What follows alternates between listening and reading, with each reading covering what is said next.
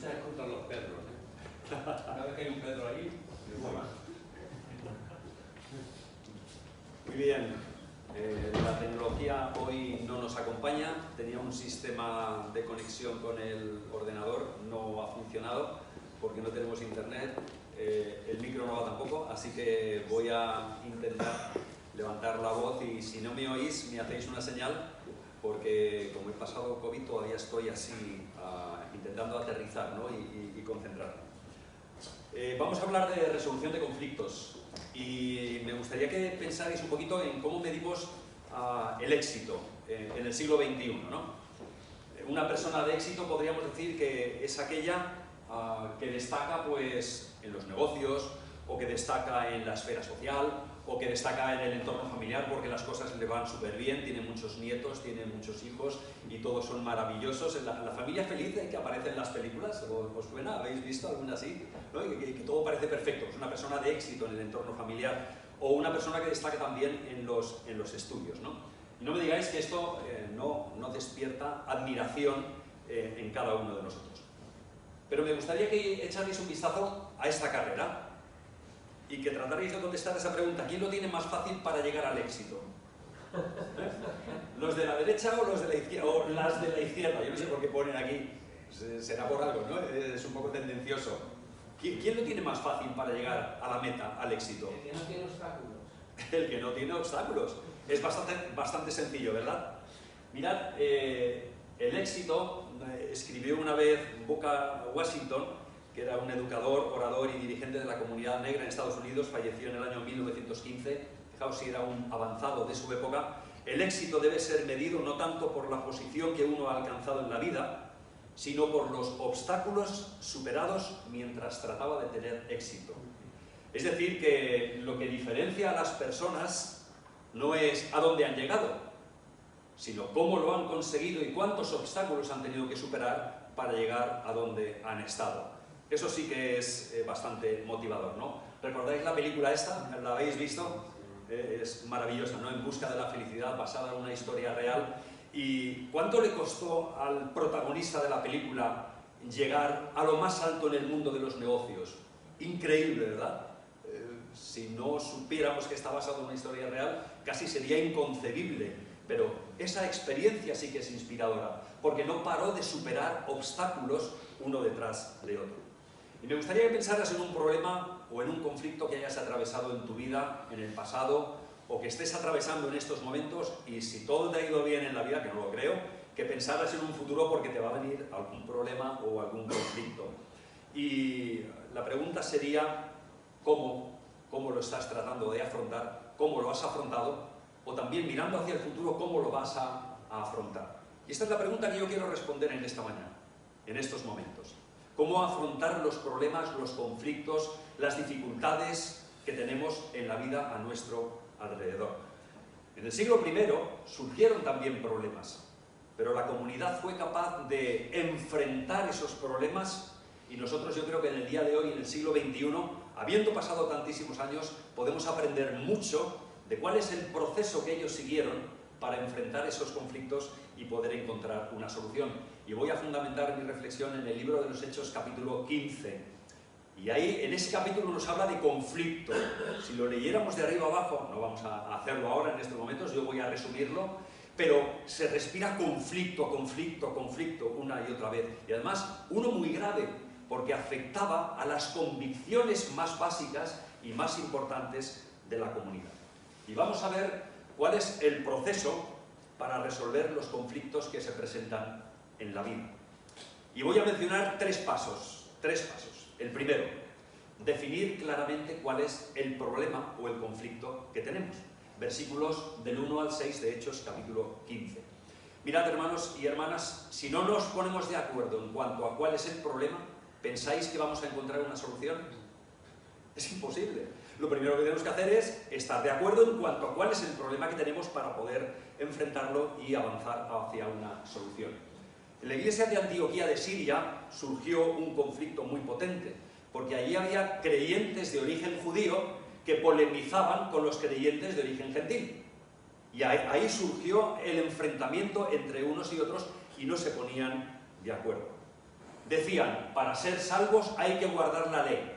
Versículo 1 de Hechos, capítulo 15. En especial la circuncisión, que es la señal del pacto que nosotros tenemos con Dios. Entonces, claro, Pablo y Bernabé, esto no, ni hablar. Y estuvieron discutiendo con los judaizantes y, como no llegaron a un acuerdo, entonces decidieron llevar el tema a los apóstoles y a los ancianos en Jerusalén. Mirad, en una situación de conflicto el arbitraje puede ser una herramienta extraordinaria, tremendamente importante, es decir, un tercero que desde fuera pueda escuchar a las dos partes y entonces dar su opinión en relación a ese conflicto. Pero es curioso porque en la iglesia del Libro de los Hechos estamos ya en Jerusalén porque han llegado allí los judíos y Pablo y Bernabé para explicar el problema que estaba ocurriendo. En la iglesia había libertad de expresión. En el versículo 5 lo que se nos dice es que se levantaron allí los de la secta de los fariseos y dijeron que para ser salvo había que cumplir la ley. Es decir, en la iglesia del siglo I no se silenció al disidente, se le dejaba hablar. Esto es interesante, ¿verdad? Porque en nuestros días lo que hemos hecho, o en nuestra historia, ha sido todo lo contrario, como vamos a ver. Los fariseos creyentes decían, hay que guardar la ley. La cruz, fijaos si esto era trascendente, la cruz no es suficiente para la salvación. Eso es lo que estaban diciendo, ¿eh? Y se levantaron allí delante de toda la comunidad y dieron su opinión. La reflexión y el análisis le correspondió entonces a los apóstoles y a los ancianos. Dice el verso 6 que se reunieron los apóstoles y los ancianos para conocer de este asunto. Es decir, tenían que tener claro cuál era el problema para entonces poder encontrar una solución. La salvación, ¿dónde tiene su origen? ¿En la fe o en las obras de la ley? Porque si es por fe, no es por obras. Y si es por obras, no es por fe. Estos dos conceptos que tenéis aquí son claramente contrapuestos, ¿verdad? Si es por fe, no es por obras. Si es por obras, no es por fe. Problema definido. Ya sabemos cuál es el problema que tenemos que atajar. Ya sabemos cuál es el conflicto y que ha surgido para poder poner entonces o buscar una solución. Pero mirad, ocultar los problemas, ¿pensáis que los soluciona? Podemos poner no sé, un cartel así muy bonito con un paisaje maravilloso para esconder la tormenta que viene detrás. Pero ¿pensáis que va a erradicar, va a evitar la tormenta que viene después? En modo alguno. Y además, esconder un problema impide que aprendamos de él. Y muchas veces aprendemos más de los problemas que atravesamos que no cuando las cosas nos van bien. Y de los problemas podemos entresacar grandes lecciones. Pero mirad, la base sobre la que construir el camino y encontrar el camino para la resolución de los conflictos en el seno de la comunidad, y ahora sí me dirijo a todos vosotros y vosotras, tiene que estar en la comunión, tiene que estar en la lealtad, tiene que estar en el amor, en el respeto, en la fraternidad y en la amistad. Si esto existe, si esta es la base sobre la que enfrentamos el conflicto, ¿pensáis que vamos a encontrar el camino para solucionar los problemas que se nos presenten en el seno de la comunidad? Yo estoy convencido de que sí. Pero si no hay lealtad, si no hay amor, si no hay respeto, si no hay fraternidad, si no hay amistad entre nosotros, es mucho más difícil que encontremos el camino a seguir. Mirad, en medio de una discusión, si no nos ponemos de acuerdo en cuanto a cuál es el problema que estamos atravesando, si no tratamos de definirlo claramente, ¿pensáis que hay solución? Yo creo que no, porque a ese problema se va a añadir otro, y otro, y otro, y otro, y vamos a sacar los trapos sucios del pasado. Es que tú dijiste hace 20 años, ¿os suena esto? Es que tú dijiste hace 10 años, es que tú dijiste, y entonces a un problema se va a sumar otro porque no estaremos concentrados en definir claramente cuál es el problema que tenemos. Mirad, un ejemplo, en el año 2008 atravesamos una de las mayores crisis, uno de los mayores problemas con los que se enfrentó nuestro país y también en la comunidad internacional, fue la crisis económica. ¿Os acordáis de ella? ¿Qué dijo el gobierno? Era socialista en aquel tiempo. No es crisis, es desaceleración.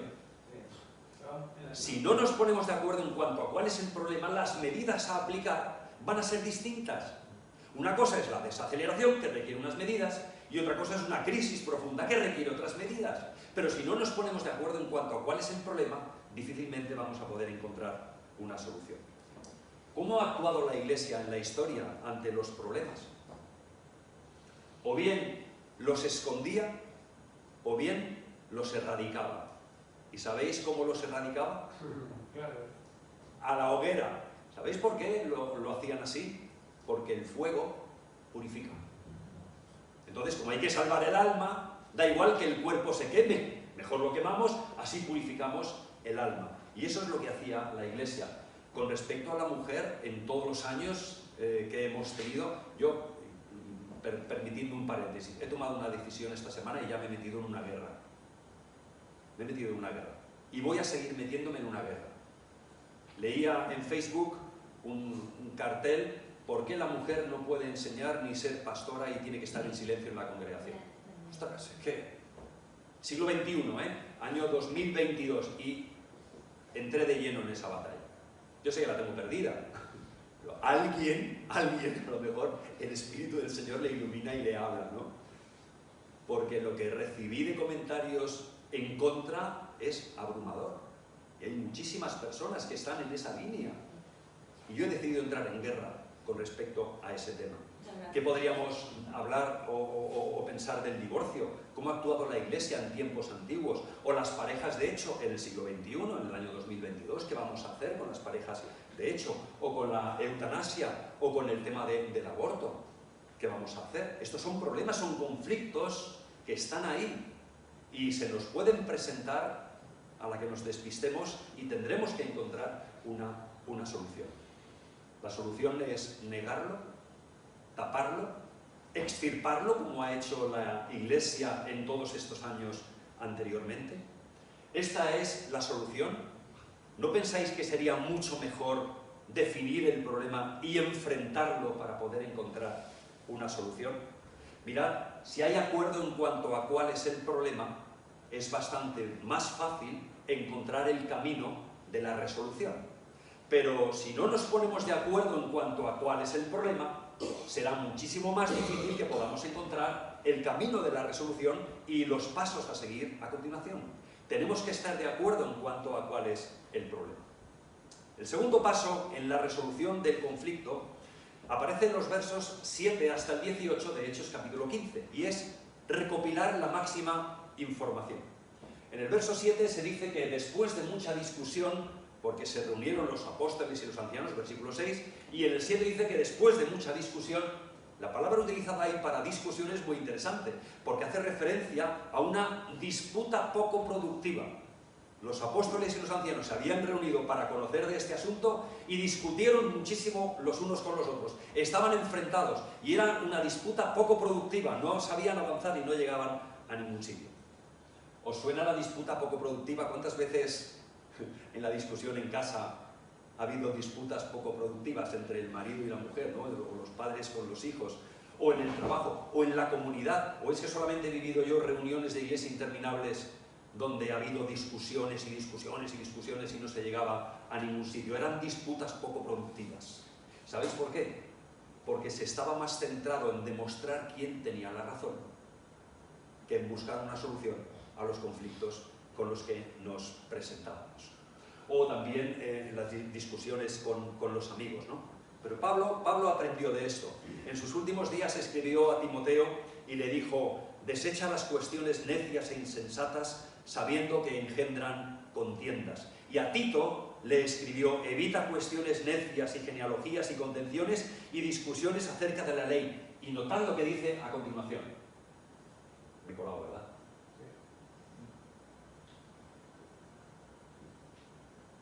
Aquí. No, está más atrás, ¿verdad? Aquí. Evita cuestiones necias y genealogías y contenciones y discusiones acerca de la ley, porque son vanas y sin provecho.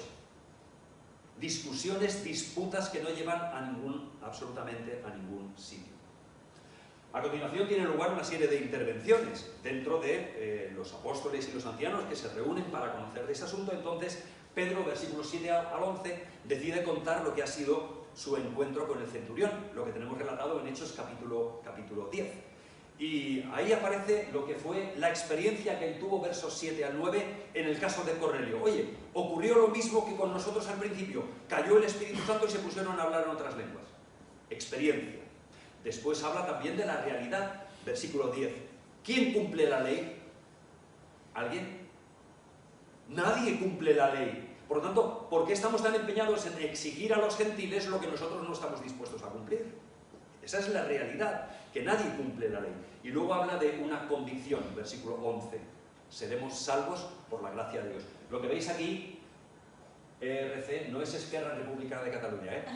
Simplemente para que os acordéis de la experiencia, la realidad y la convicción. La experiencia es la misma que tuvimos nosotros con el Espíritu al principio. La realidad es que nadie cumple la ley. Y la convicción es que somos salvos por la gracia de Dios. A continuación vino el turno de Pablo y de Bernabé, que hablaron y contaron también la experiencia que habían tenido predicando el Evangelio a los gentiles. Y entonces cómo se convirtieron muchísimos de los gentiles cuando escuchaban hablar del Evangelio. Y mirad, a veces yo creo que la experiencia que atravesamos en la vida hace que tengamos otra percepción de la Escritura. ¿Os ha pasado esto a veces a vosotros?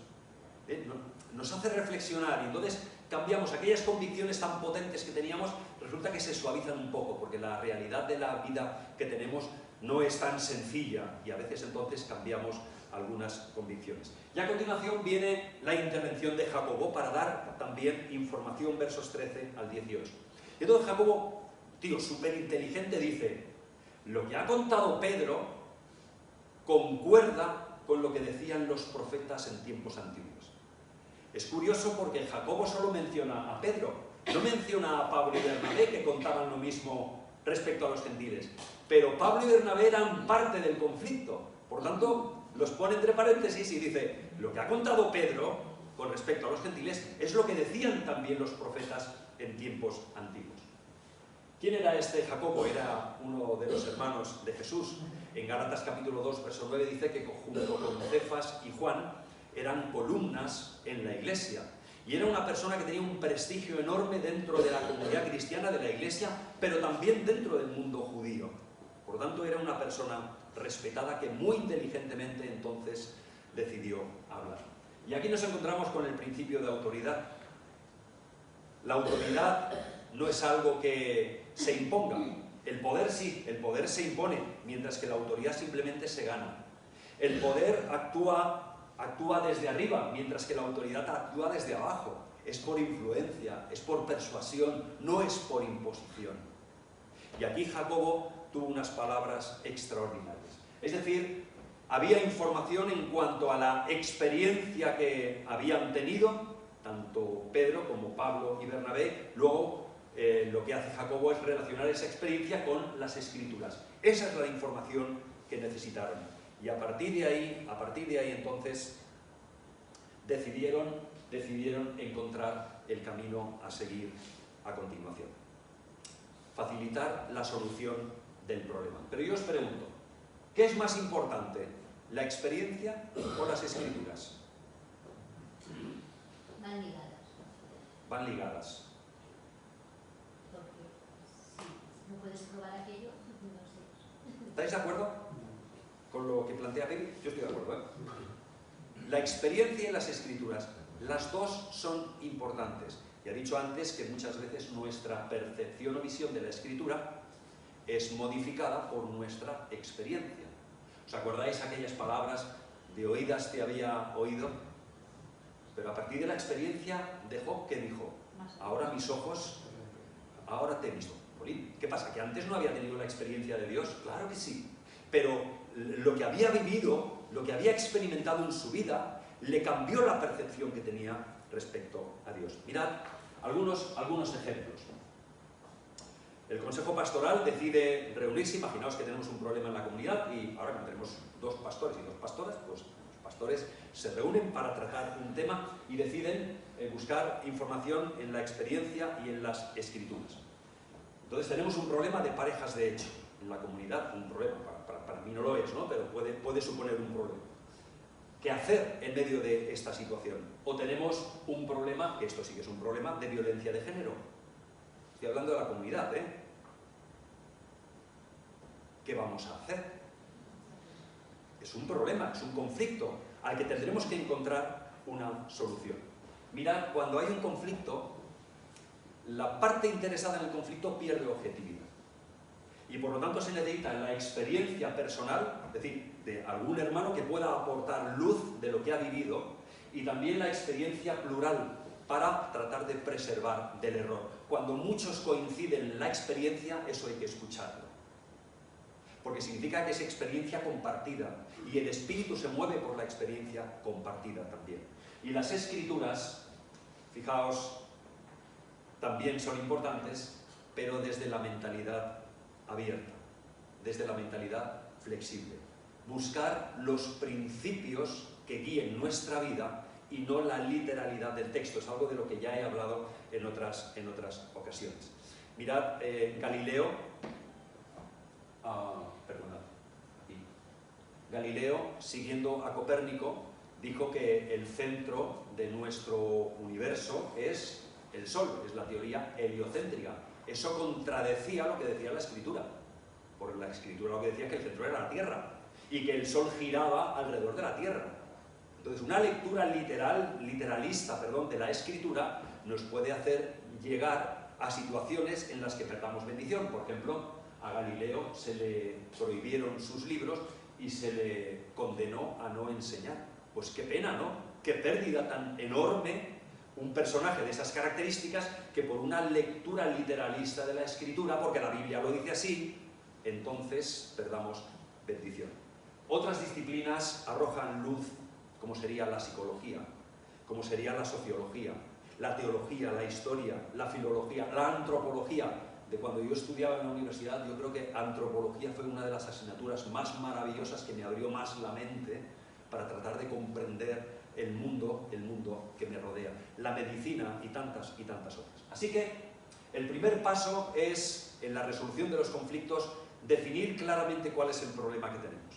El segundo paso es recopilar el máximo de información, ya sea a través de la experiencia o a través de la escritura, o de los dos. Y el tercer paso sería entonces llegar a acuerdos. Es lo que tenemos en los versos 19 hasta el 31. Mirad, Jacobo lo que decide hacer es una propuesta. Y allí donde hay una discusión, una disputa poco productiva, cuando alguien hace una propuesta, hermanos y hermanas, a mí me suena a música celestial. Porque muchas veces estamos enfrascados en la discusión y en discutir y hablar y no hacemos propuestas. A mí me encanta cuando en medio de una discusión alguien lanza una propuesta. Yo propongo que hagamos... A mí me pasa mucho en las situaciones de trabajo, ¿no? Que estamos enfrascados en discutir sobre procedimientos y demás, pero nadie hace una propuesta concreta para poder avanzar en el mundo de los negocios. Y a mí esto entonces me suena a música celestial. Bueno, pues ¿cuál fue la propuesta de Jacobo? Pues muy sencilla. Oye, ¿por qué no dejamos en paz a los gentiles? Eso fue lo que él propuso. Yo estimo que no se inquiete a los gentiles. ¿Por qué no los dejamos en paz? Y a continuación lo que decide hacer también es dar una serie de recomendaciones. Y las recomendaciones: que se abstengan de lo sacrificado a los ídolos, de infringir las leyes de parentesco que para nosotros son un problema a la luz del Levítico 18, que se abstengan también de ahogado, es decir, de comer aquellos animales cuya sangre no ha sido escurrida del todo, y también se abstengan de sangre. La morcilla, a mí no me gusta la morcilla, pero a quien le guste, pues esto es un problema.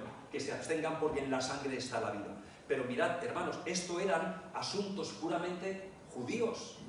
No tenía nada que ver con los gentiles, pero iban a ser un estorbo para la comunión entre las diferentes comunidades. Entonces Jacobo lanza esa propuesta y dice que el texto que llegan a un acuerdo, versículos 22 al 25, pero ¿el acuerdo de quién? Nos dice el verso 22, pareció bien a los apóstoles y a los ancianos con toda la iglesia. Verso 23, los apóstoles y los ancianos y los hermanos. Verso 25, nos ha parecido bien habiendo llegado a un acuerdo. Y verso 28, mirad qué atrevimiento. Ha parecido bien al Espíritu Santo y a nosotros. Pero ¿cómo se atreve a decir esto en el seno de la comunidad? Ha parecido bien al Espíritu Santo. Bueno, ¿qué saben ellos del Espíritu Santo, si le ha parecido bien o no? ¿Por qué dijeron esto? Mirad, ¿qué significa el hecho de llegar a un acuerdo? Por lo menos hay dos ideas principales aquí. Una sería el consenso.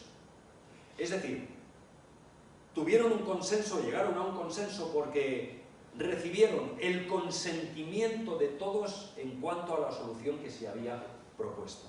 Consentimiento de todos, que no significa que todos estén al 100% de acuerdo. Cuando hablamos de consentimiento no significa acuerdo unánime. Estamos diciendo que damos nuestro consentimiento para la solución que se propone. Y la segunda idea es la de concesiones. Es decir, todos, fijaos, la palabra concesión es cesión conjunta. Es decir, todos cedemos en algo, todos renunciamos a algo para poder llegar a un acuerdo. Ahora bien, no me digáis que a Pablo y a Bernabé no le tocaban las narices escribir la carta que escribieron, de esos asuntos puramente judíos. ¿Le tocaban las narices o no? ¿O a los judíos no les tocó las narices no incluir el tema de la circuncisión? Claro que sí, pero tenían que llegar a un acuerdo. Y todos, absolutamente todos, cedieron en algunas cosas para preservar la comunión de la comunidad. Y ahí es donde, desde mi punto de vista, es obra del Espíritu del Señor, del Espíritu Santo, para tratar de buscar el acuerdo que tiene que ver con el consenso y tiene que ver con el consentimiento. Entonces, cuando hablamos de acuerdo que tiene que ver con consenso y con el consentimiento, las concesiones, no estamos hablando de que es una solución definitiva, ¿o sí? ¿No? Esto ocurrió alrededor del año 50 más o menos después de Cristo, el concilio de Jerusalén. Pero después Pablo, al cabo de unos años, escribió la carta a los Gálatas. ¿Os acordáis de la carta? Él siguió con su empeño de que la salvación es por la sola fe y que de nada sirve lo sacrificado a los ídolos y comer carne. ¿Os acordáis, no? de lo que escribió posteriormente? Es decir, esto sirvió para buscar una solución en un momento puntual en la historia de la Iglesia. Pero después esto sirvió de base para seguir reflexionando y poder buscar una solución más definitiva. Pablo siguió en sus 13, escribió la carta a los Gálatas, y Santiago, que era judío y que tenía una mentalidad más judía, escribió la carta de Santiago, donde dijo que, ¿veis que el hombre es justificado por las obras y no solamente por la fe? Es decir, al final cada uno siguió con su camino, pero en un inicio esto era importante porque se trataba de preservar la comunión de los creyentes. Y desde mi punto de vista esto vuelve a ser obra del Espíritu, porque el Espíritu no nos guía a posturas intransigentes. El acuerdo se puso por escrito, es lo que tenemos redactado en los versos 23 al 29 de Hechos capítulo 15, pero además fue llevado también en persona. Bernabé, Pablo, Judas y Silas, dice el texto, los cuales os harán saber lo mismo. Esto es muy interesante para la pastoral en el siglo XXI. Un mensaje de WhatsApp está bien, pero luego en persona. Es decir, el contacto personal que podemos establecer entre los unos y los otros, eso va a redundar en una mayor comunión. Así que a nivel de procedimiento surge un problema en el seno de la comunidad. El Consejo Pastoral se reúne para deliberar y definir el problema, recopila el máximo de información, que es otro de los pasos que hemos mencionado, y llegan al tercer paso, que sería el acuerdo. Y esto es lo que proponen como solución a la comunidad, pero al final es la comunidad, es la Iglesia la que aprueba esa decisión y esa solución al conflicto. Vuelvo a insistir, esto entonces es obra del Espíritu porque se hacen concesiones mutuas para preservar la unidad. ¿Os acordáis lo que escribió el apóstol Pablo a los Efesios? Solícitos en guardar la unidad del Espíritu en el vínculo de la paz.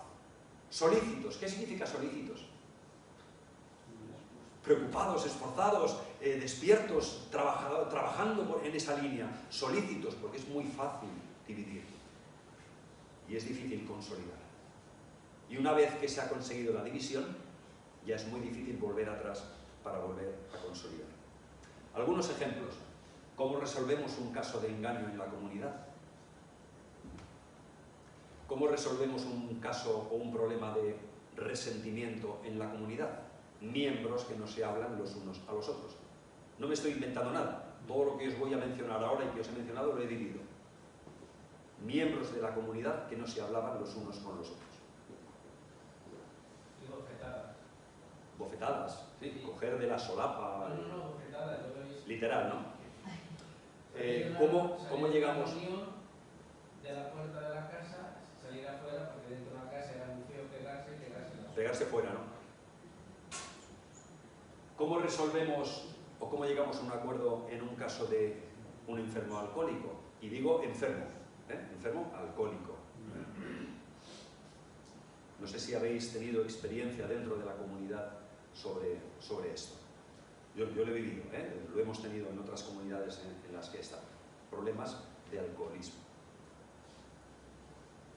¿Cómo resolvemos un caso de prostitución? En la iglesia. ¿Cómo tratar un caso de discrepancia doctrinal que nos parece grave? Enseña lo que está de acuerdo a la sana doctrina, escribió el apóstol Pablo. Bueno, ¿y eso qué es? ¿No? ¿Qué es la sana doctrina? ¿Quién se atreve a definir lo que es la sana doctrina? ¿Cómo resolvemos un caso sobre el aborto? Y sobre la eutanasia, me encanta esa viñeta que os he puesto ahí. ¿Y dónde queda nuestro derecho a ver sufrir? ¿Dónde queda? Yo ya se lo he dicho a mis hijas, si a mí llego un punto en el que ya que no me prolonguen la vida, que corten lo antes posible. Ni quiero sufrir, ni quiero hacer padecer a mi familia, a los que tengo a mi alrededor. ¿Cómo resolvemos el que haya miembros que no se reúnen en la comunidad, o que no participan de la vida comunitaria, sea del culto, sea de cualquier otra actividad en las que estamos involucrados como iglesia? ¿Qué haremos si viene una pareja homosexual a la comunidad? ¿Le vamos a poner la cruz delante para que no pase? Y son problemas y conflictos que más tarde o más temprano vamos a tener que enfrentar. Y ahí es donde vamos a demostrar si somos guiados por el Espíritu de Dios o somos guiados por el Espíritu del hombre. Hemos visto el proceso para resolver conflictos y hemos mencionado 3 pasos. El primero, definir claramente el problema. El segundo, buscar el máximo de información. Y el tercero, llegar a acuerdos. Mirad que he puesto también en acróstico la palabra día. Definir, informarse y acordar. Porque si seguimos estos 3 pasos, ese será el día de la resolución de nuestros conflictos personales o comunitarios. La iglesia primitiva no escondió el conflicto, lo enfrentó y decidió encontrar soluciones sin imponer, tratando de llegar a acuerdos en los que todos ceden en alguna medida. Y entonces tenemos que preguntarnos, ¿y nosotros en el siglo XXI qué vamos a hacer con los conflictos con los que nos encontramos o enfrentamos? En la familia, en el trabajo, con los amigos, con los vecinos, en la comunidad cristiana, ¿qué vamos a hacer? El éxito se ha de medir por la cantidad de conflictos resueltos. A mí no me impresiona una iglesia en la que todo es felicidad y nunca surge un problema y por lo tanto pues nunca hay conflicto y no hay capacidad de resolución de los conflictos. A mí me impresiona una iglesia en la que surge un conflicto y es capaz de enfrentarlo siendo guiados por el Espíritu de Dios, para llegar a acuerdos en los que todos ceden en algo. Pues hermanos y hermanas, que el Señor nos guíe y también nos dé sabiduría para resolver los conflictos que se nos presenten en la vida. Siento no tener mejores noticias, van a aparecer más conflictos a nuestro alrededor. Pero está en nosotros el ser guiados por el Espíritu de Dios para que desde la comunión, desde la fraternidad, desde la solidaridad, desde la tolerancia, podamos encontrar el proceso a seguir para buscar una solución a esos conflictos que se nos van a presentar en la vida. Pues que así sea. Amén. Amén.